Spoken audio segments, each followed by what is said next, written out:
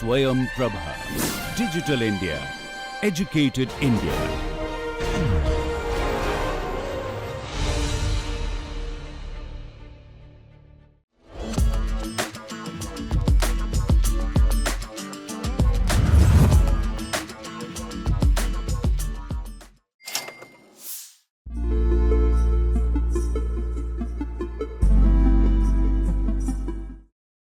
प्रिय विद्यार्थियों एवं शिक्षकगण, नमस्कार। आज हम जो है एक बहुत ही इम्पॉर्टेंट टॉपिक के बारे में बात करेंगे। आई थिंक आप सब लोगों ने इनोवेशन वर्ड तो सुना होगा, जिसे हम हिंदी में नवाचार भी कहते हैं। आज हम देखेंगे कि ये इनोवेशन होता क्या है और क्या हर कोई व्यक्ति इनोवेशन कर सकता है, इसके बारे में चर्चा करेंगे।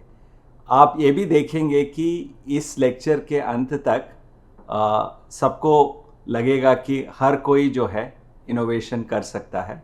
इनोवेशन कोई बहुत बड़ी चीज़ नहीं है, बट इसे समझने की ज़रूरत ज़्यादा है। तो आज का जो सब्जेक्ट है इनोवेशन या नवाचार है। मैं पहले 3 स्टूडेंट्स के बारे में डिस्कस करूँगा। 3 स्टूडेंट्स जिन्होंने जब वो स्कूल में पढ़ते थे, जिन्होंने इनोवेशन किया है, उनके बारे में पहले चर्चा करेंगे।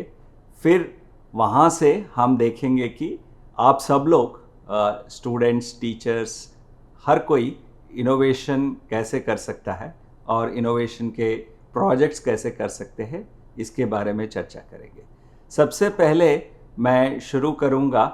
शालिनी कुमार एक स्टूडेंट थी जिसके बारे में। शालिनी जब वो स्कूल में पढ़ती थी, उसने देखा कि बहुत सारे प्रोजेक्ट्स हो रहे हैं और उसे भी एक कोई प्रोजेक्ट करना था। तो प्रोजेक्ट ढूंढने के लिए उसने देखा कि बहुत सारे जो वृद्ध लोग हैं या जो बुज़ुर्ग हैं, जैसे जैसे उनका एजिंग होता है तो वो या तो स्टिक यूज़ करते हैं या वॉकर यूज़ करते हैं। आप लोगों ने भी देखा होगा कि बहुत सारे आपके जो जितने भी ग्रैंड पेरेंट्स हैं वो वॉकर यूज़ करते हैं। वॉकर की ज़रूरत इसलिए पड़ती है कि जैसे जैसे एज बढ़ता है तो हमारे जितने भी जो मांसपेशियां है वो वीक हो जाती है, और उसको बेसिकली कंपेंसेट करने के लिए हम लोग वॉकर का इस्तेमाल करते हैं। बट जो वॉकर नॉर्मली जो वृद्ध लोग यूज़ करते हैं, उसमें एक बहुत बड़ी प्रॉब्लम है। प्रॉब्लम ये है कि जो नॉर्मल वॉकर है वो जितने भी जो फ्लैट स्पेसेस है उसमें तो काम करता है। जब भी अगर किसी को सीढ़ी चढ़ना होगा तो वॉकर जो है काम में नहीं ला सकते। सो ऐसे टाइम में शालिनी ने सोचा कि अगर किसी वृद्ध व्यक्ति को सीढ़ी चढ़ना होगा या उतरना होगा, तो अगर वॉकर यूज़ करते हुए करना होगा तो इसमें क्या बदलाव ला सकते। तो उसने इस बारे में सोचा और इसको उसने प्रोजेक्ट लिया जब वो स्कूल में थी। और उसने जो एग्जिस्टिंग वॉकर है, जो अभी वॉकर यूज़ में है, उसको उसने एक्चुअली उसका मॉडिफाई किया, मतलब उसको उसने एक तरह से उसको बदला। जो बदला वो लाई वो ये था कि जो वॉकर्स है जिसके 2 पैर जो है सामने या पीछे वाले, इसको एडजस्ट कर सके, जिसको हम कहते हैं कि एडजस्टेबल वॉकर। एडजस्टेबल वॉकर से ये होगा कि सपोज़ हम सीढ़ी चढ़ रहे हैं, आगे वाले जो पैर है उनको छोटा कर सकते हैं और जो पीछे वाले हैं वो बड़े रहेंगे ताकि आप सीढ़ी चढ़ सके। और जब आप उतर रहे हैं तो आगे वाले जो आपके पैर हैं उनको लंबा करते हैं और जो पीछे वाले हैं उनको छोटा करके आप उसी वॉकर को यूज़ करके सीढ़ी से ऊपर और नीचे चढ़ सकते हैं। ये आइडिया जो है उसके दिमाग में आया और उसने क्या किया कि इस आइडिया को केवल सोचा ही नहीं, और उसने इसका एक प्रोटोटाइप बनाया और केवल बनाने तक सीमित नहीं रखा, बल्कि उसने ये भी सोचा कि इसको जो है बड़े बुज़ुर्गों को देकर उनसे इसके बारे में फीडबैक लेते हैं। और फाइनली उसने क्या किया कि इस वॉकर को उन लोगों तक पहुंचाया जिनको इसकी ज़रूरत थी। इस दौरान जितने भी लोगों ने वॉकर यूज़ किया शालिनी का, उन्होंने काफ़ी उसमें सजेशंस दिए कि उसको मॉडिफाई कैसे कर सकते हैं, उसको इम्प्रूव कैसे कर सकते हैं। सो शालिनी ने एक और वॉकर बनाया जिसमें जो कि पहले से इम्प्रूव्ड वर्जन था। ऐसे करते हुए उसने इस कंप्लीट वॉकर को एक डेवलप किया और आजकल जो है कुछ लोग इस वॉकर को यूज़ करके ऊपर नीचे चढ़ पा रहे हैं और वॉकर की वजह से कई और जगह जा पा रहे हैं जब पहले वो नहीं जा पाते थे। अगर हम शालिनी की जो इनोवेशन की एक जर्नी देखेंगे तो इसमें कुछ चीज़ें बिल्कुल सामने आती है। एक तो यह है कि पहले शालिनी ने एक समस्या को खोजा, उसने एक समस्या को देखा जो अपने ही घर में हो रहा था या अपने आसपास हो रहा था। फिर उस समस्या के बारे में थोड़ा सोचा और उस समस्या के समाधान के लिए कुछ आइडिया निकाला जिसे हम विचार कहते हैं, और केवल अपना जो है आइडिया तक ही सीमित न रखते हुए उसने उसका एक प्रोटोटाइप बनाया। दैट मीन्स कि इसको जो है एक चलता फिरता एक प्रोडक्ट बनाया और उस प्रोटोटाइप को लोगों तक ले गए जो उसके लाभार्थी थे। लाभार्थियों से काम करते हुए उसने उसको इम्प्रूव किया और इन 4 स्टेप्स की वजह से जो एक समस्या थी जो कि बड़े बुज़ुर्ग जो वॉकर कई जगह यूज़ नहीं कर पाते थे, आज शालिनी की जो खोज और इनोवेशन की वजह से बहुत सारे लोग इसके लाभार्थी हैं और वो यूज़ कर पा रहे हैं। तो अगर एक तरह से हम इनोवेशन की बात करें तो इनोवेशन में ये चारों कंपोनेंट्स, ये जो चारों स्टेप्स है ये आते हैं। एक तो यह है कि किस समस्या पे काम करें और समस्या को कैसे ढूंढे और उसको समस्या को कैसे खोजे। दूसरी ये है कि इस समस्या को कैसे समझे, समझने के बाद उस समस्या के समाधान के लिए आइडियाज़ निकालें और आइडियाज़ को जो है एक प्रोडक्ट में कन्वर्ट करें और फिर प्रोडक्ट को लोगों तक ले जाए और जब लोग उसे यूज़ करके उसको इम्प्रूव करेंगे तो ये एक कंप्लीट इनोवेशन का जो है एक साइकिल होता है, एक स्टेप होता है। एंड शालिनी ने ये पूरी जो है जर्नी समस्या से बेनिफिशियरी तक जो है उसने इसकी एक जर्नी कंप्लीट किया। ऐसे कई स्टूडेंट्स हैं जो स्कूल में नए नए समस्याओं पे काम करते हैं, नए नए आइडियाज़ निकालते हैं एंड ये जो प्रोसेस है ये कोई भी कर सकता है। ये चाहे स्कूली बच्चे हो या कॉलेज के स्टूडेंट हो या टीचर्स हो, स्कूल में भी कोई बहुत बड़ी रिस्ट्रिक्शन नहीं है। चाहे आप प्राइमरी में हो या चाहे आप सेकेंडरी में हो, कई लोग जो है इस तरह के प्रॉब्लम्स जो है अटेम्प्ट कर सकते हैं और इस तरह के चीज़ें कर सकते हैं। मैं एक और उदाहरण लूँगा दिवा शर्मा का। दिवा शर्मा भी एक स्कूल स्टूडेंट थी। उसने देखा कि बाज़ार में बहुत सारे नए नए वॉचेस मिल रहे हैं जिनको हम वियरेबल भी कहते हैं। ये वॉचेस जो है समय देखने के लिए नहीं होता है, इनका काम ये होता है कि जो भी इसे पहना है उसके जो है स्वास्थ्य के बारे में काफ़ी चीज़ें इस वियरेबल या इस वॉच के द्वारा पता चलता है। इसमें ये पता चलता है कि आपकी बॉडी टेम्परेचर क्या है, ये भी पता चलता है कि आपका पल्स रेट कितना है। आप ये भी देख सकते हैं कि जिन्होंने पहना है उनको कोई ब्लड प्रेशर ज़्यादा या कम तो नहीं है। इस तरह के कई जो स्वास्थ्य से रिलेटेड जो पैरामीटर्स होते हैं वो सब इन वॉच और वियरेबल्स के द्वारा हम पता कर सकते हैं और ये जो है मार्केट में अवेलेबल है, हम में से कोई भी खरीद सकता है और इसको पहन के इससे जो है लाभान्वित हो सकते हैं।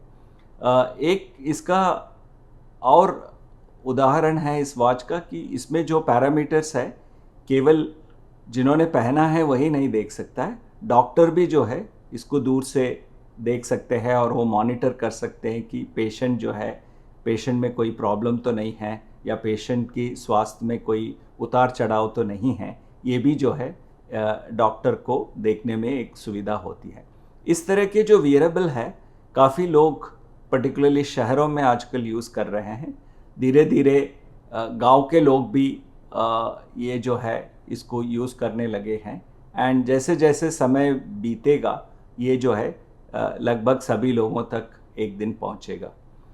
दिवा का आइडिया ये था कि बहुत सारे लोग जो है इसको यूज़ कर पा रहे हैं, अगर यही समस्या जानवरों में हो तो वो क्या करेंगे। सपोज़ अगर जानवर का स्वास्थ्य नहीं है तो वो किसे कहेंगे, वो कैसे बताएंगे कि जो स्वास्थ्य जो है अभी जानवर अस्वस्थ है, क्योंकि वो मनुष्यों की तरह बात नहीं कर सकते, दूसरों को बता नहीं सकते। तो उसने सोचा कि इस तरह का जो वॉच या वियरेबल है जानवरों के लिए क्यों ना बनाया जाए। एंड इस पे काम करते हुए उसने एक नया जो है एक प्रोडक्ट बनाया जो जानवरों के गले में डाल सकते हैं, जिससे ये भी पता चलता है कि अगर जानवर में कोई अस्वस्थता की कोई लक्षण है तो आपको तुरंत पता चल जाता है, जिससे आप जो है जानवर को ट्रीटमेंट के लिए ले जा सकते हैं या उसको दवाई एक्सेट्रा दे सकते हैं। ये उसने सोचा कि मनुष्यों से ज़्यादा ये जानवरों के लिए ज़्यादा ज़रूरी है, क्योंकि वो अपना जो जितना भी जो डिस्ट्रेस है वो व्यक्त नहीं कर पाते। तो उसने एक ऐसी प्रोडक्ट बनाया और इसको टेस्ट किया और इसको कई जानवरों के साथ टेस्ट करके उसने इसको एक पूरा प्रोडक्ट बनाया। तो जैसे शालिनी का एक आइडिया था जो एक प्रोडक्ट के रूप में कन्वर्ट हुआ, उसी तरह दिवा का भी जो है एक नया आइडिया, जो एक दिमाग में एक आइडिया था, उसको जो है उसने प्रोडक्ट में रूपांतर किया और वो जो है कई जानवरों तक ले पाई। मैं एक तीसरा उदाहरण भी लूँगा जो अगेन स्कूली स्टूडेंट है। माधव लवकरे जो है 10वीं क्लास में पढ़ता था और एक दिन देखा कि जब वो उनका एक जो क्लास में पढ़ने वाला साथी जो है स्कूल छोड़कर चला गया, तो उसको लगा कि ये मेरा जो स्टूडेंट है, जो मेरा एक सहपाठी है, वो उसको स्कूल क्यों छोड़ना पड़ा। जब उसने उससे पता किया तो ये पता चला कि जो स्टूडेंट जिसने स्कूल छोड़ दिया है वो एक्चुअली सुन नहीं सकता है, जिसे हम हार्ड ऑफ हियरिंग कहते हैं। जब कोई सुन नहीं सकता है तो बहुत सारे बाधाएं क्लासरूम में आती है, जैसे जो टीचर बोल रहे हैं या जो स्टूडेंट्स बात कर रहे हैं वो सुन नहीं पाते, तो आप जो है क्लास में पार्टिसिपेट नहीं कर सकते। जब आप क्लास में पार्टिसिपेट नहीं कर सकते तो एक तरह से अलग थलग पड़ जाते हैं और ऐसी स्थिति में आपको लगता है कि जो मैं क्लास अटेंड कर रहा हूँ या कर रही हूँ उसका कोई बहुत ज़्यादा बेनिफिट नहीं मिल रहा है। तो यही हुआ था माधव के एक सह विद्यार्थी के साथ और उसको स्कूल छोड़ना पड़ा। जब वो स्टूडेंट ने स्कूल छोड़ा तो माधव को लगा कि इस समस्या का कोई समाधान होना चाहिए और उसने इस पे रिसर्च करना शुरू कर दिया। देखा कि इस प्रॉब्लम को कैसे हम सॉल्व कर सकते हैं। तो उसको पता चला कि मोबाइल में जो है एक एप्लीकेशन होता है जिसके द्वारा जो लोग जो बात कर रहे हैं उसको as a speech to text में कन्वर्ट कर सकते हैं। जैसे मैं बात कर रहा हूँ, मेरी जो वर्ड्स जो मैं बोल रहा हूँ वो एज ए टेक्स्ट जो है मोबाइल में आता है और जिनको सुनाई नहीं देता है वो सुन नहीं पाएंगे, लेकिन वो जो बोला गया है उसको पढ़ सकते हैं। ऐसा एक एप्लीकेशन जो है मोबाइल में ऑलरेडी था। जब उसने ये जो एप्लीकेशन के बारे में स्टूडेंट को बताया कि एक ऐसा एप्लीकेशन है जिसके द्वारा आप क्लास में यूज़ कर सकते हैं, तो उसको पता चला कि ये जो मोबाइल वाला एप्लीकेशन है ये काफ़ी अच्छा काम करता है, बट इसमें बहुत सारे प्रॉब्लम्स हैं। प्रॉब्लम ये है, जब मैं मोबाइल को क्लासरूम में यूज़ करता हूँ दूसरों को, जो दूसरे लोगों ने बोला है उसको पढ़ने के लिए, तो मेरा जो है अटेंशन पूरा मोबाइल पे रहता है, न कि टीचर पे। जबकि जब हम क्लासरूम में पार्टिसिपेट करते हैं तो हमें टीचर को भी देखना ज़रूरी है और जो वो कह रहे हैं उसको सुनना भी ज़रूरी है, और दोनों की जो एक मिश्रण है उससे हम जो है सीखते हैं। तो उसको लगा कि जब वो मोबाइल में देख रहा है जो टीचर कह रहे हैं तो टीचर को देख नहीं पा रहा था। इसका मतलब है कि जो ये एप्लीकेशन है इसका थोड़ा फ़ायदा तो हुआ लेकिन बहुत फ़ायदा नहीं हुआ। तो माधव ने सोचा कि इसको क्यों ना इसको जो है एज ए नया प्रोडक्ट ले आते हैं। तो उसने एक नए चश्मे पे काम करना शुरू किया। ये जो है ये चश्मा वेरी एक स्पेशल है, जिसमें जैसे लोग बोलते हैं, जो बोला जा रहा है वही वर्ड्स जो है वो चश्मे के जो हमारा फील्ड ऑफ व्यू होता है उसमें दिखता है। जब आप मोबाइल की बजाय चश्मे में देखते हैं तो एक एडवांटेज है, आप चश्मे के द्वारा टीचर को भी देख रहे हैं और आप पढ़ भी पा रहे हैं जो टीचर बोल रहे हैं। इससे उनको लगा कि एक बड़ा जो है समस्या का समाधान हो सकता है। तो माधव ने जब अपनी 10वीं की एग्ज़ाम्स कंप्लीट की तो उसने इस पे काम करना शुरू किया और 11वीं और 12वीं में इसी प्रोडक्ट पे काम करता रहा और फाइनली जो है 12वीं के बाद उसने इस प्रोडक्ट को जो है उसको एक रूप दिया एंड कई लोगों तक ले जाके उनसे टेस्ट किया। बहुत सारे ऐसे लोग थे जिनको लगा कि ये प्रोडक्ट से उनकी कई समस्याएं हल हो सकती है, क्योंकि अब वो लोगों को देख भी सकते हैं और जो कहा जा रहा है उसको पढ़ भी सकते हैं। इससे कई समस्याओं का समाधान निकला। बट इसमें ये देखा जाता है कि माधव ने इसको बनाने के लिए कई कोशिश मतलब पहले एक चश्मा बनाया जो लोगों तक ले गए, उसमें कुछ कमियां थी, फिर दूसरी बनाई, फिर तीसरी बनाई। ऐसे कई बार इसको हम कहते हैं कि रिफाइन करते करते इसको एक कंप्लीट प्रोडक्ट के रूप में इसको जो है मार्केट तक ले गए। एक बहुत अच्छी बात इस प्रोडक्ट की यह है कि ये जो प्रोडक्ट माधव ने बनाया है ये हमारे देश में ही नहीं बल्कि कई विदेशों में भी जो है लोग ये यूज़ कर रहे हैं और इसको यूज़ करके उससे जो है लाभान्वित हो रहे हैं। एक तरह से कह सकते हैं कि एक स्कूली विद्यार्थी का इनोवेशन जो स्कूल से शुरू हुआ था आज जो है देश में ही नहीं बल्कि विदेशों में कई लोगों तक पहुंच पाया है। मैंने ये 3 उदाहरण इसलिए दिए क्योंकि ये तीनों जो है स्कूली बच्चों के द्वारा बनाए गए हैं और तीनों ने एक समस्या ढूंढी और उस समस्या के समाधान के लिए आइडिया निकाला, उस आइडिया को एक प्रोडक्ट के रूप में बनाया और उस प्रोडक्ट को लोगों तक ले गए और लोगों से बातचीत करके उसको इम्प्रूव किया। ये सब जो है एक इनोवेशन का एक प्रोसेस है और कोई भी स्टूडेंट या व्यक्ति जिसको इनोवेशन करना है, अगर ये इस स्टेप्स को फॉलो करते हैं तो कई समस्याएं हैं जो हमारे देश में हैं उनको हम सॉल्व कर सकते हैं। इन तीनों उदाहरणों से हमें काफ़ी सीखने को मिलता है। मैं कुछ चीज़ें यहाँ आप लोगों के लिए हाईलाइट करूँगा कि ये जो 3 उदाहरण हैं इनमें से हम क्या सीख सकते हैं और इस सीख के द्वारा हम खुद कैसे इनोवेटर बन सकते हैं। एक तो यह है कि शालिनी, दिवा और माधव ने जब उन्होंने देखा कि समाज में समस्याएं हैं तो कई बार ये होता है कि हम लोग कोई समस्या से हमें पता चलता है तो हम लोगों को कोसने लगते हैं, या तो सरकार को दोष देते हैं या दूसरों को दोष देते हैं उस समस्या के हल ना होने के लिए। बट इन तीनों ने क्या किया कि ना उन्होंने शिकायत की, न ही किसी को उन्होंने कोसा, उन्होंने किसी को दोषी नहीं ठहराया। उन्होंने सोचा कि इस समस्या का जो हल है इसको समाधान के लिए कुछ नई खोज करते हैं। तो पहला एक आदत वो होना चाहिए इनोवेटर में कि जब भी वो समस्याओं को देखे तो उससे दुखी ना हो बल्कि उसको एक अवसर माने कि इस समस्या के लिए क्या नया इनोवेशन हो सकता है।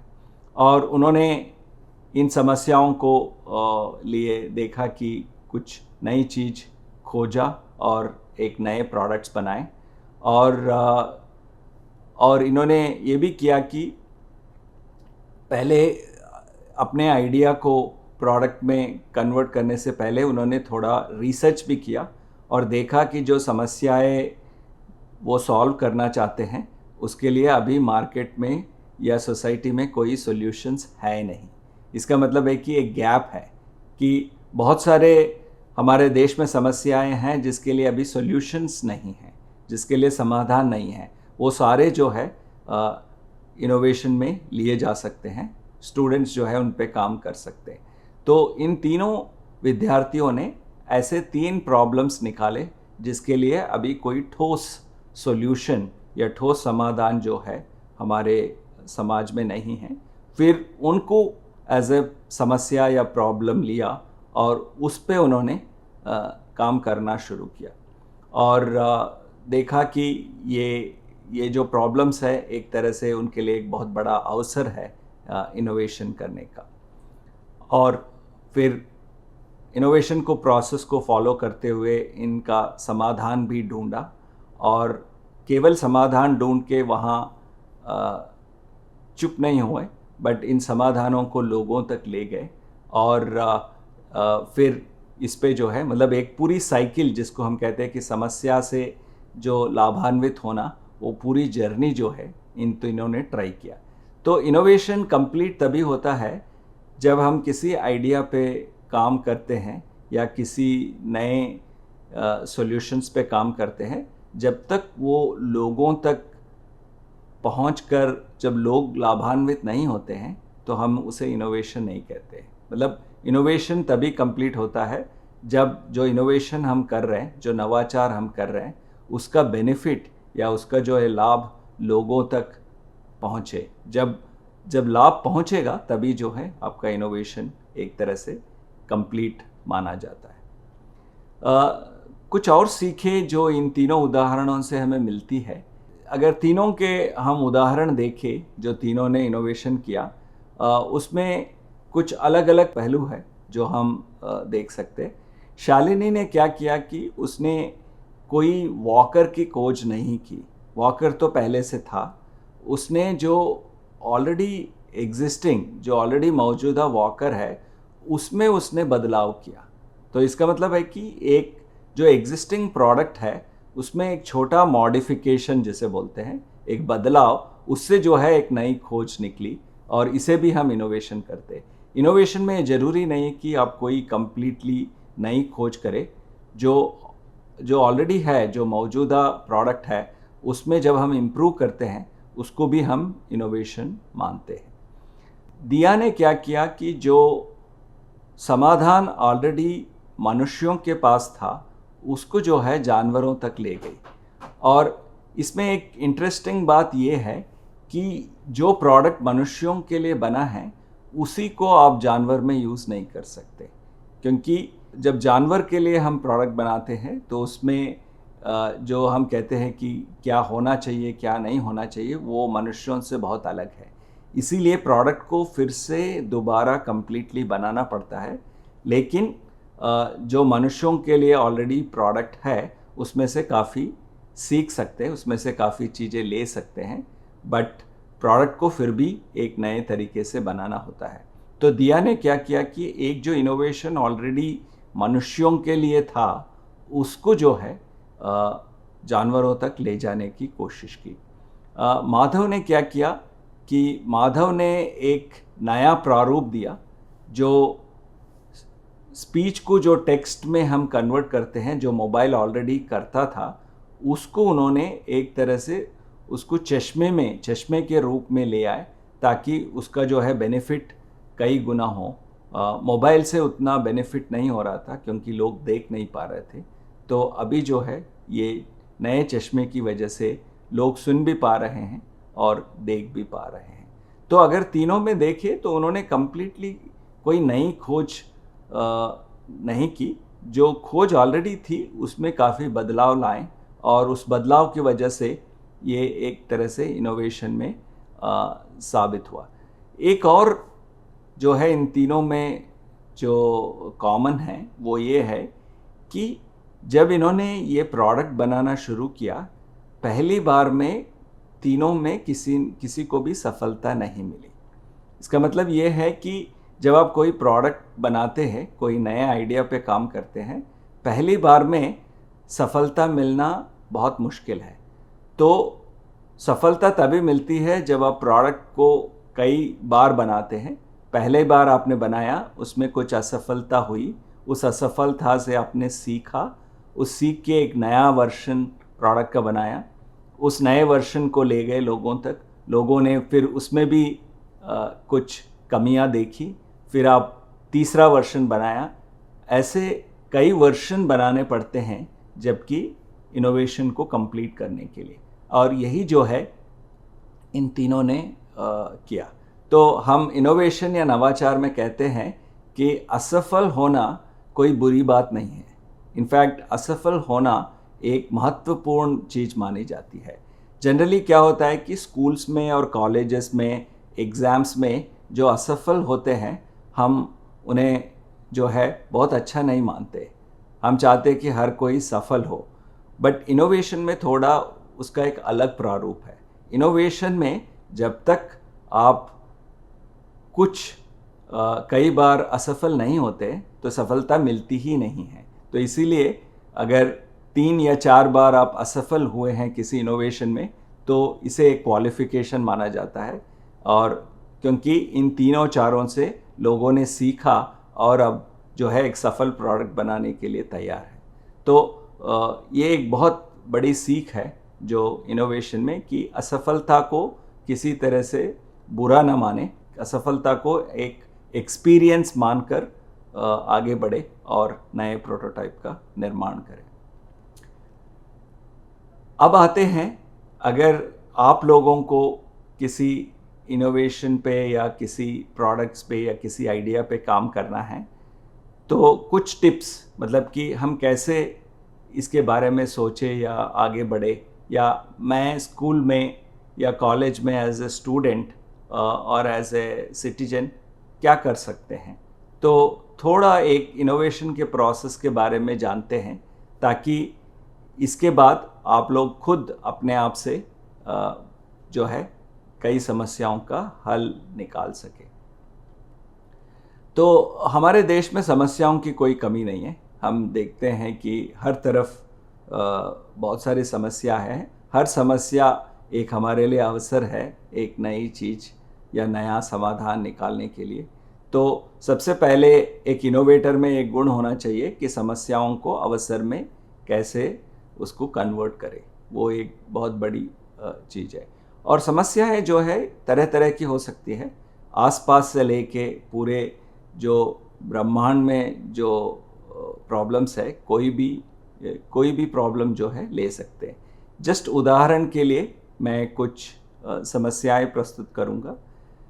जैसे मेरे घर के आसपास सफाई की समस्या है, तो क्या हम सोच सकते हैं कि इसके लिए क्या समाधान हो सकता है, इसके लिए कोई इनोवेशन निकल सकता है क्या। ये भी देखा गया कि हमारे जितने भी शादियां होती है उसमें बहुत सारा खाना बर्बाद हो जाता है। क्या हम खाने की बर्बादी रोकने के लिए कुछ इनोवेशन ला सकते हैं क्या। या हम जिस स्कूल में जाते हैं, कुछ स्कूल्स में स्टूडेंट्स व्हीलचेयर पे आते हैं और स्कूल का जो वातावरण है वो व्हीलचेयर स्टूडेंट्स के लिए सुविधाजनक नहीं है। तो इसमें क्या इनोवेशन हो सकता है, ये भी एक उदाहरण है जो समस्या का, जिस पे स्टूडेंट्स काम करते हैं। मैं जिस शहर में रहता हूँ, जैसे दिल्ली शहर है, तो उसमें प्रदूषण बहुत है।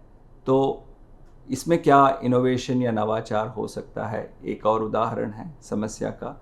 और मैं जिस देश में रहता हूँ वहाँ रोड एक्सीडेंट्स बहुत होते हैं, व्हीकल या वाहन दुर्घटनाएं बहुत होती है। तो इसमें बहुत सारे लोगों के जान माल का नुकसान होता है। तो इसको कम करने के लिए क्या नवाचार हो सकता है, इसका समाधान कैसे हो सकता है, लोग सोच सकते हैं। जैसे प्रॉब्लम दुनिया का भी हो सकता है। जैसे हम सब जानते हैं कि दुनिया में ग्लोबल वार्मिंग जो है एक बड़ी समस्या है, इसके लिए भी कई समाधान और इनोवेशंस हो सकते हैं। मैंने ये उदाहरण इसलिए दिए कि उदाहरण जो जिस पे हम काम करना चाहते हैं, समस्याएं, वो आसपास से लेके पूरे दुनिया में कहीं भी हो सकता है। बट प्रॉब्लम्स जिन पे हम काम करना चाहते हैं उनकी कमी नहीं है। अगर एक मैं उदाहरण दूँ, अगर आप आज के अखबार खोल के देखेंगे उसमें कई समाचार होंगे। कुछ समाचार ऐसे होंगे जिसको देख के आपका दिल खुश हो जाता है, कई समाचार ऐसे होंगे जिसको पढ़ के आप दुखी हो जाते हैं। ऐसे सारे समाचार जिनको पढ़ के आप दुखी होते हैं वो सारी समस्याएं हैं और उन पे इनोवेशन हो सकता है। तो वो भी एक तरीका है कि मैं जब अखबार पढ़ रहा हूँ तो सडनली मुझे एक समस्या का आभास हुआ और मैंने उस पर काम करना शुरू कर दिया। वो भी एक स्रोत है इनोवेशन को अटेम्प्ट करने के लिए। और ये कह सकते हैं कि जो इनोवेशन में जो है समस्याओं को अवसर में एक कन्वर्ट करने का एक प्रोसेस है। एंड वो थोड़ा वो माइंडसेट लोगों में होना चाहिए कि जब भी समस्याओं को देखे तो उसको अवसर में उसको कैसे कन्वर्ट करे और उसको कैसे उसको देखे। दूसरी पॉइंट मैं ये कहना चाहूँगा, आपने एक बार आपने समस्या खोज ली, अब मैं इसकी समस्या के लिए समाधान ढूंढने का कोई तरीका है क्या। मैं कुछ पॉइंट्स आप लोगों को बताऊंगा जिसके द्वारा आप समाधान तक बहुत आसानी से पहुंच सकते हैं। एक तो है कि जब भी आप कोई समस्या के बारे में देखते हैं, सोचते हैं या पढ़ते हैं तो तुरंत उस पे जो है समाधान न निकालें। उस समस्या के बारे में रिसर्च करें, उस समस्या के बारे में पढ़े, उस समस्या के बारे में जितना अनुसंधान हो सकता है उसको करना ज़रूरी है। इसका मतलब ये है कि जनरली हम स्कूल में पढ़ते हैं कि जैसे ही टीचर ने कोई प्रॉब्लम दे दिया हम तुरंत आंसर दे देते हैं या आंसर पे काम करने लगते हैं। इनोवेशन में थोड़ा अलग है। जब भी कोई आपको प्रॉब्लम दिया जाता है तो आंसर या सॉल्यूशन निकालने की बजाय थोड़ी देर, थोड़े समय तक हम प्रॉब्लम के बारे में ही सोचते हैं और प्रॉब्लम को अच्छी तरह समझने के लिए समय बिताते हैं। और ये जो है इनोवेशन में बहुत ज़रूरी है। जब तक आप ये नहीं करेंगे आपके पास नए विचार और नए समाधान नहीं आ सकते। दूसरा ये भी है कि जब भी हम कोई प्रॉब्लम या समस्या के बारे में सोचते हैं ये भी सोचना ज़रूरी है कि क्या लोगों ने इस समस्या के समाधान के लिए ऑलरेडी काम किया है। अगर काम किया है तो क्या क्या सॉल्यूशंस अभी है, और अगर सॉल्यूशंस ऑलरेडी बनाया है तो वो काम क्यों नहीं कर रहे। अगर सॉल्यूशंस बनाया है और काम कर रहे तो फिर समस्या नहीं होना चाहिए। अगर समस्या अभी भी है इसका मतलब है या तो समाधान नहीं है या जो समाधान है वो काम नहीं कर रहे। इसका मतलब ये है कि एक हमारे पास अवसर है इसको इम्प्रूव करने के लिए या इस प्रॉब्लम को नए तरीके से सॉल्व करने के लिए। एक और बहुत इम्पॉर्टेंट चीज़ है जो इनोवेशन में ये है, जब भी हम समस्याओं के बारे में सुनते हैं, जैसे अखबार से सुना या किसी से सुना कि ये समस्या है, इसके लिए समाधान ढूंढना ज़रूरी है, तो अगर अवसर हो तो उस समस्या जहाँ है वहाँ तक पहुँचे। एक उदाहरण है, जैसे एक पेशेंट की समस्या है अस्पताल में जिसको आप सॉल्व करना चाहते हैं, तो आप स्कूल में या घर में बैठ के उसको पूर्ण रूप से उसको सॉल्व नहीं कर सकते। आपको अस्पताल जाके उस पेशेंट या उसको देखना पड़ेगा। इसी तरह हम कहते हैं कि जब भी आप कोई समस्या के बारे में पता चलता है तो वो जहाँ समस्या हो रही है वहाँ तक पहुँचे, उसको देखे, उसको महसूस करे, उसका अध्ययन करे और उसका एक अनुभव भी करे। जब समस्या के बारे में रिसर्च करके उसके बारे में पूर्ण रूप से जान लेते हैं तभी हम सॉल्यूशंस पे आते हैं, तभी हम उस पे आइडियाज़ निकालते हैं। पहले से हम आइडियाज़ पे शुरू नहीं करना चाहिए। प्रॉब्लम को समझने के लिए, समस्या को समझने के लिए जितना समय बिताया जा सकता है उतना बिताना बहुत ज़रूरी है ये इनोवेशन प्रोसेस में। और जो समस्या से जुड़े लोग हैं उन सब से चर्चा करें। जैसे अगर कोई समस्या अस्पताल में है तो कई लोग हैं जो इस समस्या से जुड़े हो सकते हैं। पेशेंट हो सकता है, नर्स हो सकते हैं, डॉक्टर हो सकते हैं, अस्पताल चलाने वाले भी इससे रिलेटेड इनपुट्स दे सकते हैं। तो इन सब से जब तक मैं बात नहीं करूँगा या करूँगी, मैं इस पे कोई सॉल्यूशन या आइडियाज़ काम करना शुरू नहीं करूँगा या नहीं करूँगी। तो इस पे एक रिसर्च करना बहुत ज़रूरी है। और ये जो है, जब तक एक बार आपने रिसर्च कर लिया तो आपको एक कॉन्फिडेंस भी आएगा कि इसका जो सॉल्यूशन आने वाला है वो बहुत सक्सेसफुल होगा, वो जो है लोगों तक पहुंचेगा और लोग जो है इसको एक्सेप्ट भी करेंगे।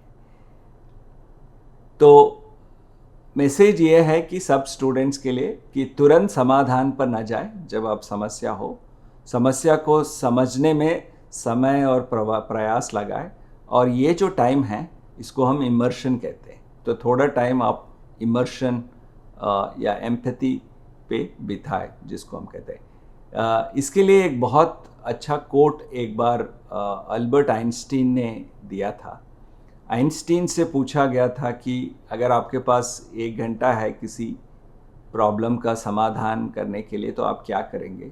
तो आइंस्टीन का ये था कि अगर मेरे पास 1 घंटा है किसी प्रॉब्लम को सॉल्व करने के लिए तो 55 मिनट मैं प्रॉब्लम के बारे में सोचूंगा और 5 मिनट जो है उसके समाधान के बारे में सोचूंगा। हम जनरली उल्टा करते हैं, हम तुरंत समाधान पे जाते हैं, प्रॉब्लम के बारे में या समस्या के बारे में सोचते नहीं हैं।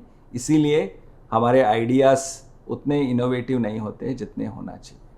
दूसरी टिप सब लोगों के लिए, एक बार हमने समस्या को समझ लिया, उसको खोज लिया, अब हमें उस समस्या में समाधान के लिए क्या परिस्थितियाँ हो सकती है, उसको कैसे हम उसको अटेम्प्ट कर सकते हैं, उसके बारे में 2-3 पॉइंट्स मैं यहाँ देना चाहूँगा। एक तो ये है कि एक कोई समस्या का ज़रूरी नहीं कि केवल एक ही समाधान हो।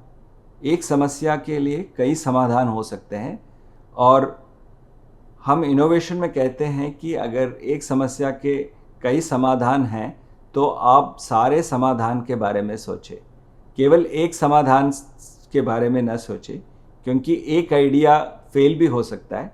अगर बहुत सारे आइडियाज़ से हम शुरू करते हैं तो हो सकता है कि उसमें एक आइडिया जो है ज़रूर सक्सेसफुल हो। इसीलिए जितने भी आइडियाज़ एंड सॉल्यूशंस प्रॉब्लम्स के लिए होते हैं, हम चाहते हैं कि जितने आइडियाज़ हो सकते उतने आप लिखें, उसके बारे में सोचें, वहाँ से शुरू करके अंत में आपको एक ही आइडिया इम्प्लीमेंट करना है, एक ही आइडिया को लेना है। बट शुरुआत हम कई आइडियाज़ से करते हैं, कई आइडियाज़ की शुरू करके एक आइडिया तक पहुंचना जो है इनोवेशन में एक बहुत बड़ी प्रोसेस है। और जो इनोवेटर्स होते हैं वो थोड़ा यथास्थिति को नहीं मानते। कई लोग कहेंगे कि ये प्रॉब्लम तो सॉल्व नहीं हो सकता है, बट आई थिंक एक इनोवेटर जो स्टूडेंट या व्यक्ति होता है वो मानने के लिए तैयार नहीं होंगे। उनको लगता है कि हर प्रॉब्लम सॉल्व किया जा सकता है, और ज़रूरी नहीं कि जो जिस तरह से प्रॉब्लम सॉल्व हो रहा है उसी तरीके से हो, एक बिल्कुल अलग रास्ता भी उसके लिए अपनाना ज़रूरी होता है। और कई इनोवेटर्स जो है, जो दूसरे लोग चल रहे हैं, ज़रूरी नहीं कि उसी रास्ते से समाधान का खोज करें, बल्कि वो एक बिल्कुल नया रास्ता भी अपना सकते हैं। ये भी एक बहुत इम्पॉर्टेंट है कि जो भी आप सॉल्यूशन या समाधान समस्या के लिए निकालते हैं, केवल अपना ही दिमाग न लगाएं, इसमें लोगों से भी चर्चा करें। जो यूज़र्स हैं, जिनको हम कहते हैं कि जिसको उपयोग करेंगे, या जो बाकी लोग हैं जिन्हें हम स्टेक होल्डर कहते हैं, उनसे डिस्कस करके जो सॉल्यूशन निकलता है उसमें सक्सेस बहुत होता है। जब सॉल्यूशन प्योरली हमारे दिमाग से आता है तो उसमें कई प्रॉब्लम्स होते हैं।